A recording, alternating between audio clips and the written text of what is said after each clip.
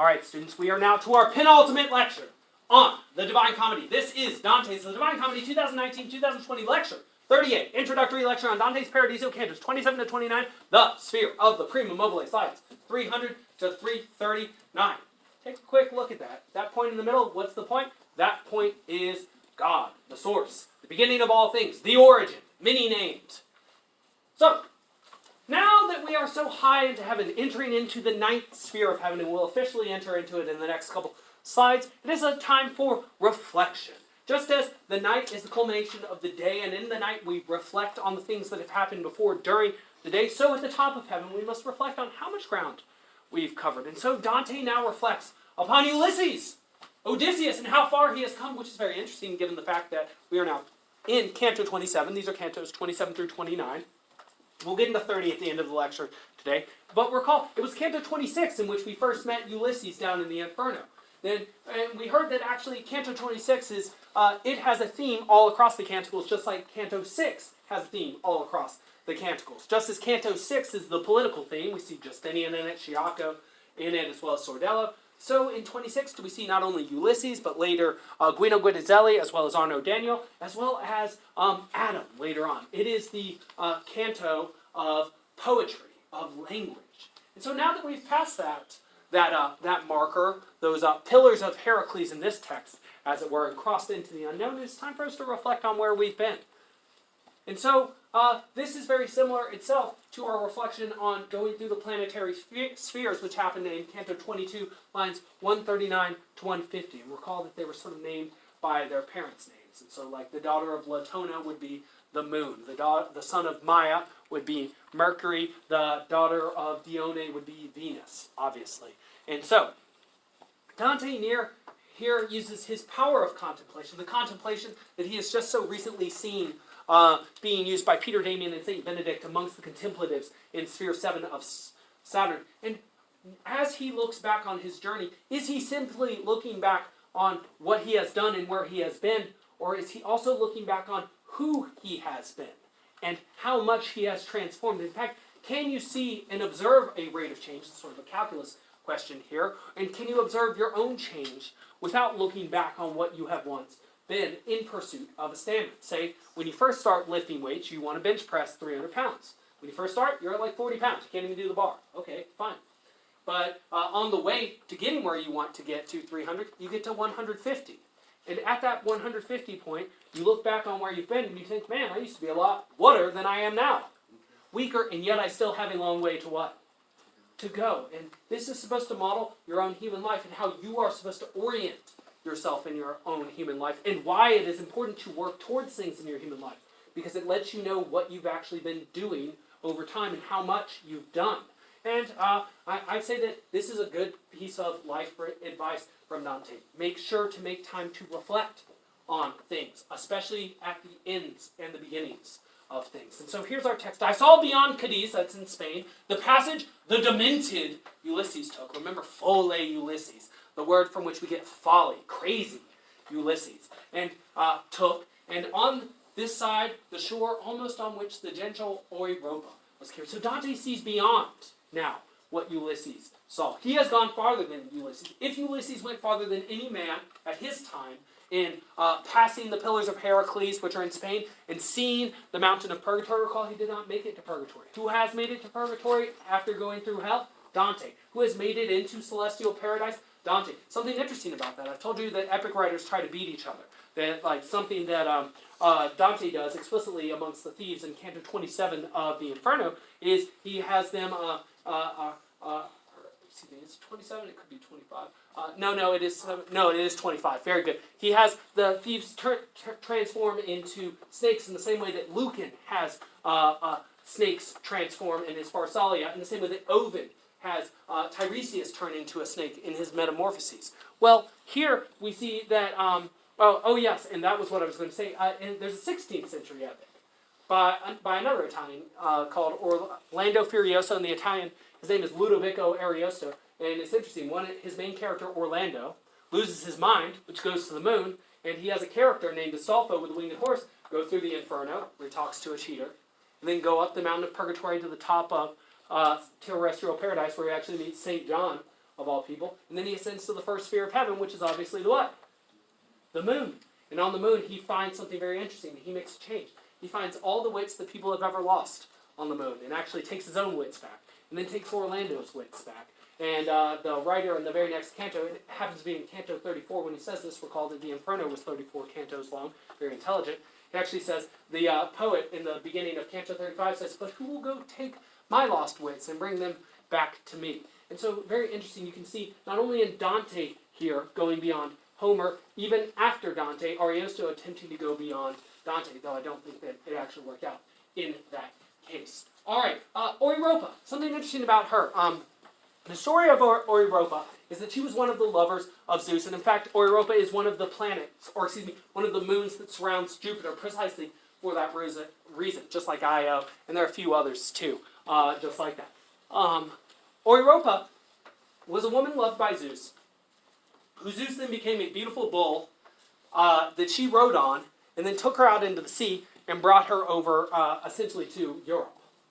The idea is that when this woman wed with Zeus, that this land of Europe then became civilized. And the idea here is that when you go to the unknown, this is very similar to Jason and the Golden Fleece, you must bring something back to the known. That which you have learned, you bring back, and you thrust something into your civilization that organizes it in a better way. That how do I even put this? That you bring something of great value back to your people that they then use to make themselves greater, smarter, healthier in some way or another. And so this is just a small story that is supposed to be a symbol of the spread of Greco-Roman influence across Europe. In any case, moving back to the text itself, Dante's mind is enamored with Beatrice's beauty, as the eye is with tricks of nature or art, like bright colors, for example, like ripe fruit has. And he now moves up from the lovely nest of Leda. Recall that Leda was the mother of Castor and Pollux. Castor and Pollux were the brothers of Clytemnestra and Helen, but they are also the two twins who form the constellation Gemini. And so we are moving up from the fixed stars into the Primum Mobile now. And there it is. There it is. And in fact, there it isn't. This is a picture by Sandro Botticelli, and often when you see the Primum Mobile, you see concentric circles inside of each other. Concentric means circles sharing the same center, like a bullseye, something you shoot at with arrows. In any case, something interesting about the Primum Mobile, however, is this is a representation which is not quite true to form. Because the first thing you see on the fact sheet about the Primum Mobile is that all parts here are uniform. You learned that in Canto 27 lines 100 to 102, like glass in a window. And so if you think about glass in a window, if there are no panes, how does the left part of the glass relate to the right part of the glass? They look the same. They look the same. All parts of glass in a mirror look the same. All parts of glass in a window look the same. Glass looks the same because it is translucent. Everything in the Primum Mobile looks you don't need to answer, the same. And so, the nature of the universe starts here. Here in the Primum Mobile are the roots to the tree, which is reality. And so how you should be looking at the Paradiso itself here is that it is an upside-down tree. The roots, rather than being at the bottom, are in the top. And so the trunk and the foliage, or the branches that have the leaves on them, are the bottom. And so we have been going through the branches, down the stem or trunk, towards the roots. We are here now at the roots. And why are roots used here? Well, because roots are the beginning of a thing. They are the beginning of the thing that you cannot see. If you're looking at a normal plant or tree, it is the trunk you can see. It is the foliage you can see. It is not the roots beneath the ground. And so these are, we are getting to the place of first beginnings, the things that you cannot see with your eyes, the things that you can only see with your mind's eye, with your mind, your rational intellect, as Aristotle would say. And so, what does it mean for the nature of the universe to start here? That means that nature starts here. And there are two concepts which form nature. They are space, which is the three dimensions you know about. The first dimension, which is a point. Second dimension, which is line. And the third dimension, which is an object, or rather, the second dimension can be any representation on one-dimensional space. So a square is two-dimensional. But then you add in depth, and the square becomes a cube, and that's your third dimension. And then, of course, the fourth dimension by which we measure things, the rate of change of things, is time. So we live within an extended space that extends over time. And how you see the world is actually bounded by space and time. In fact, they took an 18th century philosopher, Immanuel Kant, to figure that out. He said, there is no way that you can think outside the bounds of space and time. And you can try, but it's very unlikely you'll be successful. In any case, the nature of the universe, which is still at the center, while all the rest moves around it. Notice that unmoved mover metaphor again there, that Aristotelian concept of God. It begins here, as it were, from its starting point. So the start of everything is up here. It is like we are getting to a second Garden of Eden, an even more original Garden of Eden. The Garden of Eden, or the starting place not simply of the world, but of the universe itself. And so when she who raised my mind, Beatrice, to paradise, had revealed the truth. All right, okay, so now we're going to get to the first major question of the Primum Mobile. We're going to talk about the rate of speed of the spheres of heaven, which we can see from Earth, which is sort of an interesting concept. And then we're going to talk a little bit about angels, and then we're going to move forth to the creation of the world, the fall of Lucifer, whether angels have memory and willpower and intellect, and how many angels there happen to be. In any case, how is it that these spheres of heaven are ordered? Well, each one has a different proximity to God. As you can see in this representation of the Primum Mobile, some of the circles are close to the source, some of them are farther away. What determines this and how fast they move? Well, from our human perspective on Earth, we have the opposite of the correct perspective. We think that the spheres of heaven, which are closest to Earth, move the fastest. So we think the Moon, Mercury, Venus, those all move fastest. And actually, it is, I believe it is actually the case nowadays that we know that that is actually physically true. And they have the shortest years, and they transverse the smallest amount of distance. However, for Dante's reasoning, this medieval scholastic reasoning, which doesn't care so much about physics, this is what is true. It is actually the case that the spheres farthest from Earth, closest to God, move fastest. And what is the reason for this? Well, they are motivated by an even more perfect intelligence and even more perfect will than the spheres below them, so they move even faster in accordance with the divine will, which moves instantaneously. And so the top spheres of heaven, the Primum Mobile, is therefore the fastest of the spheres with the most amount of truth in it. And because the spheres that are closest to God, who is in this case the truth, have more of God in them, and therefore more of the truth in them, and therefore move faster like him. Remember, instantaneously is how fast the unmoved mover moves. It's like it's not moving, it moves so fast.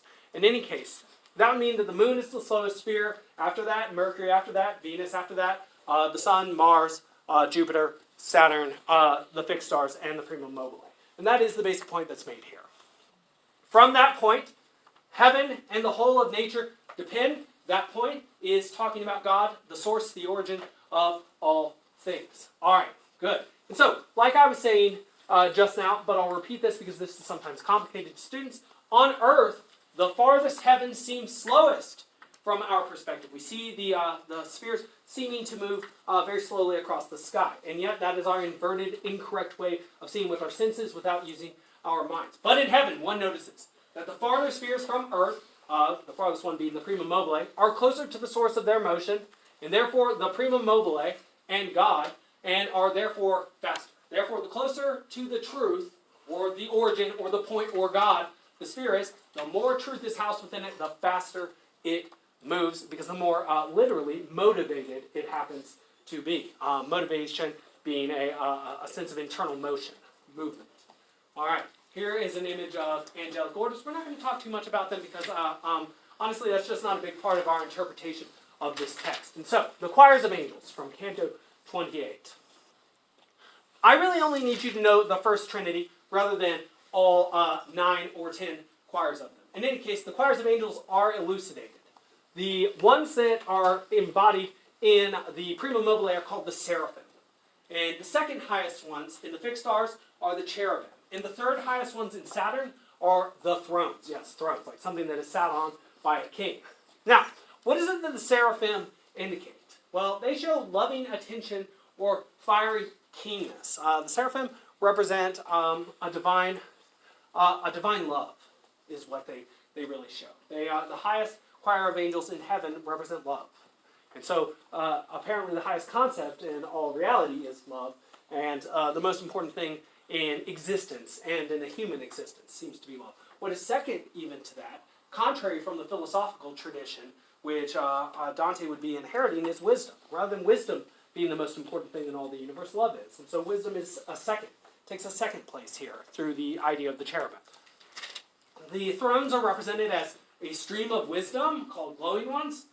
Sometimes I interpret them as communicators of thoughts, as words, something that can be shared between people. You share wisdom and love with people often, not only through your actions, but through your thoughtful words as well. In fact, there are certain things you can say that are themselves actions, like stop or start.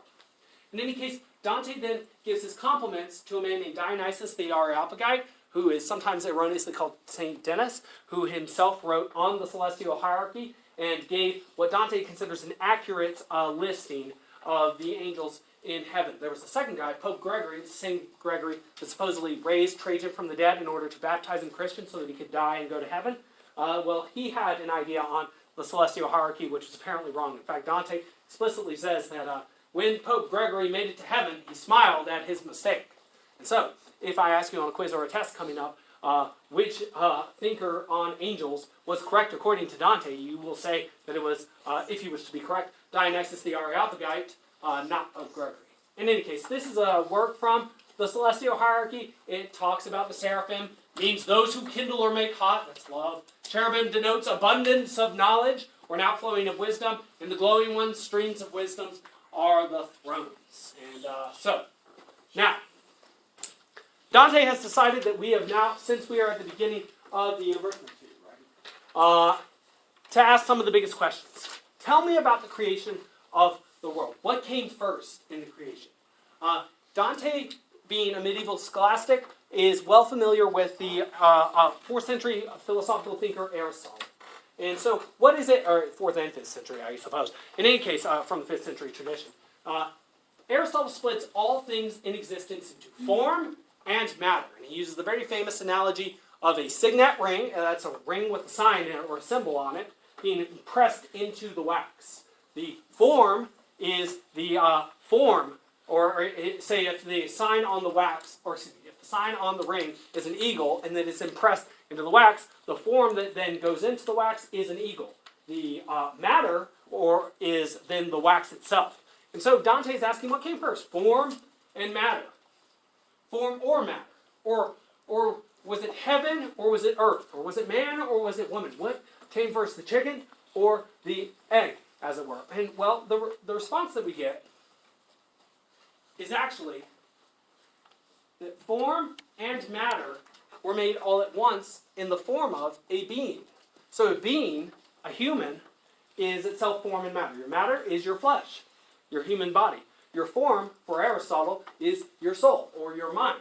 And so Dante has here Beatrice say that the body was not made first, the soul was not made first, they were made all at once. And in fact, so then 3 things were made at once. Form was made, in the same moment matter was made, in the same moment that a being, which is the combination of form and matter, were made. 3 things were all made at once. And again, you can see this Trinitarian thought right there. You can see this, this unity and plurality all in one. And so, there you go.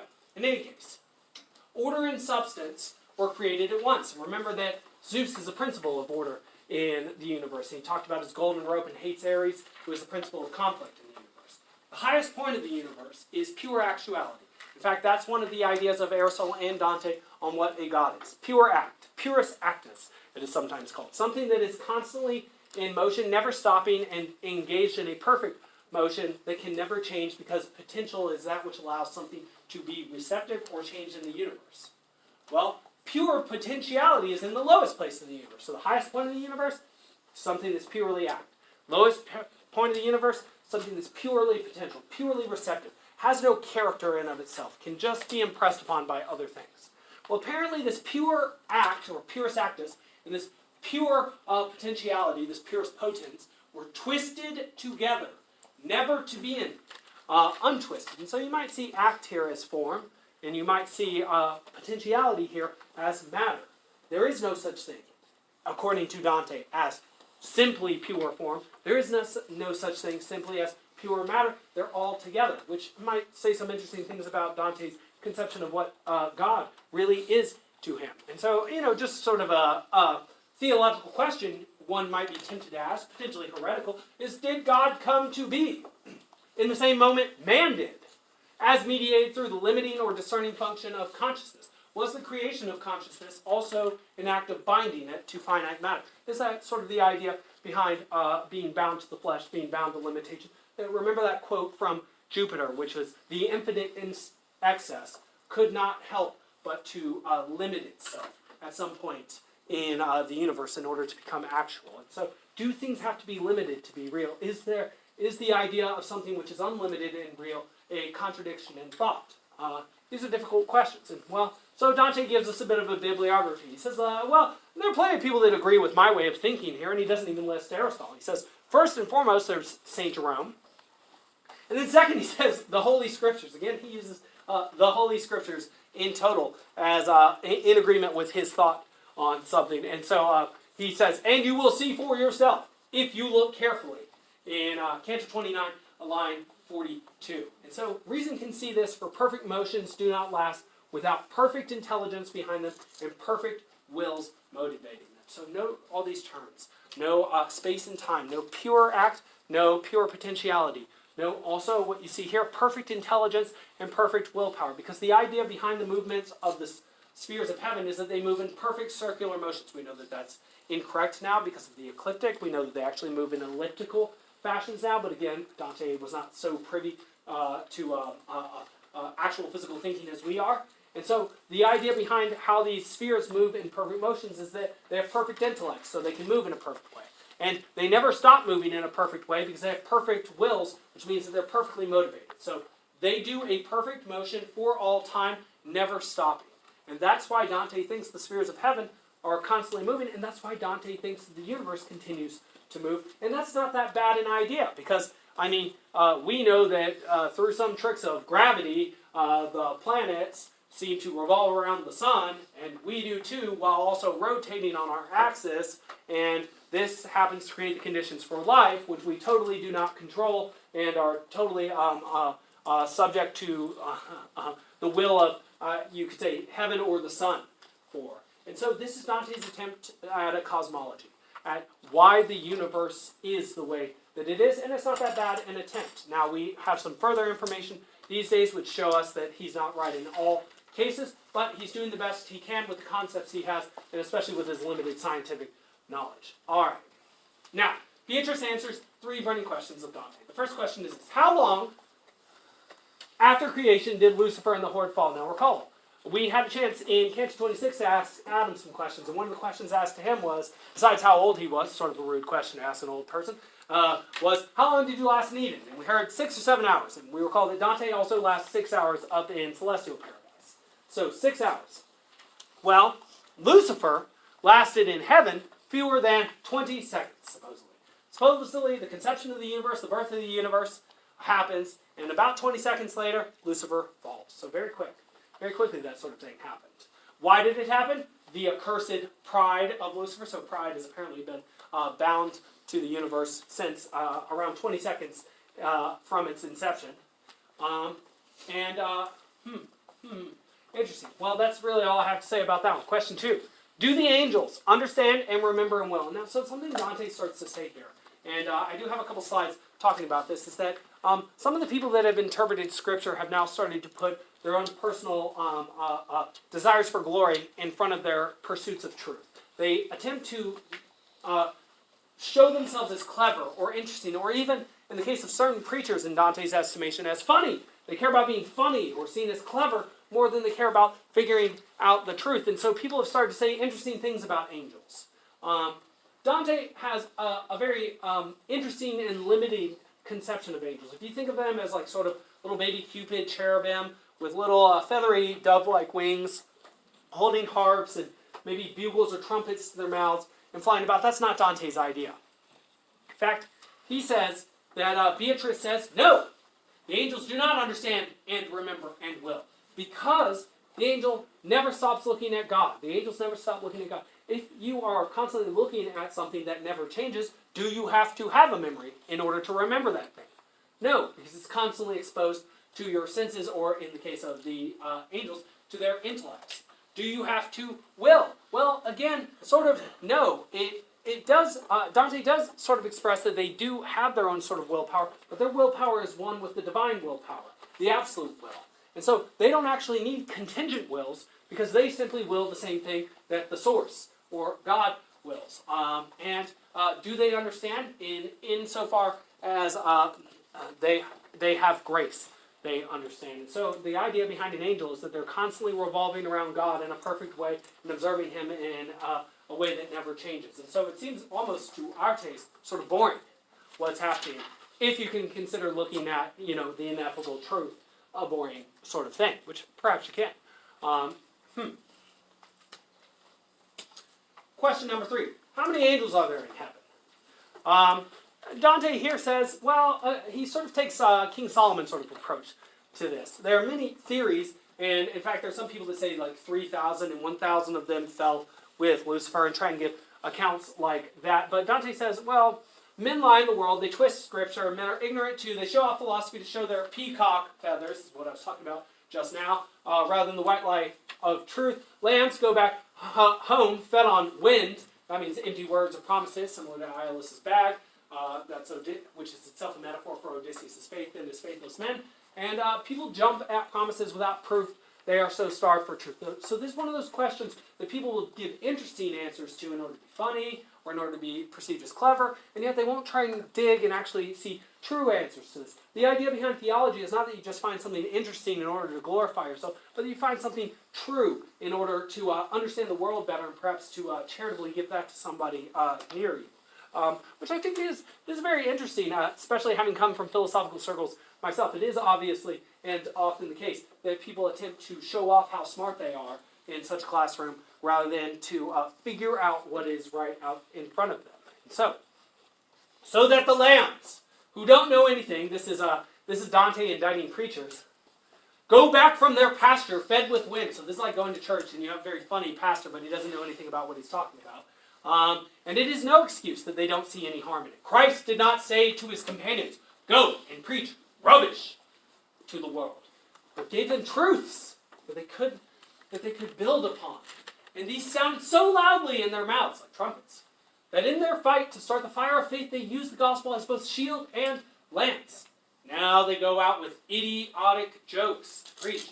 And if people roar with laughter, the hood inflates with pride, and all are satisfied. It's so interesting that Dante says that. Having had experience as an inexperienced teacher and an experienced teacher now, I can tell you that when I knew much less, I definitely made more jokes in my class, as if that was the appropriate time to be making such. As if simply building affection through saying something funny at the expense of something I didn't understand was in some way better than education. I can assure you that it's not.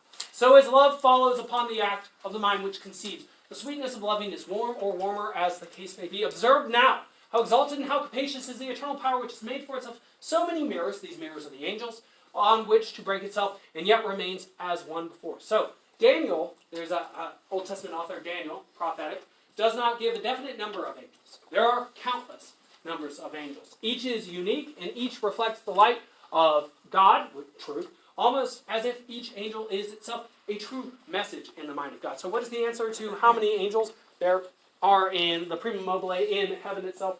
The answer is countless. Almost like, how many songs could ever be written? Well, countless. How many notes could ever be struck in differing arrangements? Like infinite. And so you might start to allegorically look at angels here as thoughts or messengers of the divine mind, almost as if they are themselves the true thoughts that can be lighted upon by humans. In any case, the Empyrean. Dante marvels at how fast and how far one's attention can range. If you're thinking about Egypt, then you'd be thinking about Neptune, and they're very far away from each other. And so that means that your attention can span very rapidly. And then he considers how far he has come. So again, a reflective mind. and considers then the world below, which seems to be 6,000 miles away. So this is his 6,000 miles above the earth, higher perspective that he has obtained through his work. And so we hear the first of very many odd things we're going to hear about the Empyrean over the next couple of days. The Empyrean embraces, that means encircles, all the prior spheres and earth. That means all things which exist in all the universe exist within the Empyrean. One other way of describing the Empyrean is the mind of God, which means that all things that exist within the mind of God. Dante's focus then returns to Beatrice, and we see just how beautiful she is in the most beautiful and fastest moving and most full of truth circle of heaven. Only God could now fully enjoy Beatrice's beauty. So we're going to have to see her not as man would see her, but as God would see her. And we're going to get to a moment in the text by the end of today, which an enlightening moment for Dante, where he will start to see not as a man, but as more of a divine being. And so, speculative question here is, the mind that which perceives reality recognizes more and more ordered complexity and beauty in reality, the higher its perspective rises. Thus, the world, or Beatrice, is shined in a brighter or more beautiful light.